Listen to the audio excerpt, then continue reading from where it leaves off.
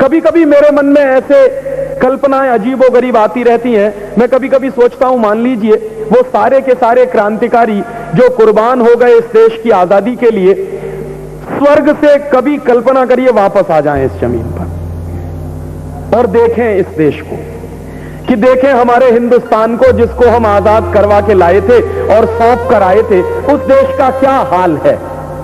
अगर मान लीजिए वो बाय द वे आ जाएं, ऐसी कोई व्यवस्था हो, प्रभु की कृपा हो जाए, तो मैं आपसे बहुत दर्द से कह रहा हूं कि वो आज के हिंदुस्तान को देखकर शायद आत्महत्या करना पसंद करेंगे।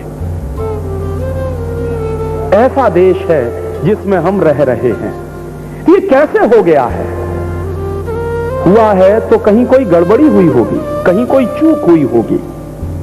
कई बार क्या होता है कि जब खुशी बहुत ज्यादा होती है ना, तो अपनी गलतियां पता नहीं लगती।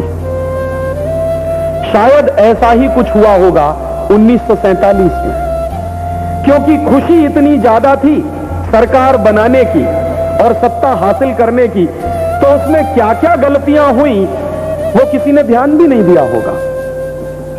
और आज ये लगता है कि अगर थोड़ा सा ध्यान दिया गया होता तो देश की ये दुर्दशा नहीं होती जो आज हम देख रहे हैं हमारी आंखों के सामने। क्या दुर्दशा है इस देश की। मेरे मन में जो दर्द है उसमें एक सबसे बड़ा दर्द ये है कि इस देश से अंग्रेज चले गए 1947 में, लेकिन अंग्रेजियत नहीं गई इस देश से। और अंग्रेजों के जाने के बाद इस देश में अंग्रेजियत और गहरी होती चली गई है।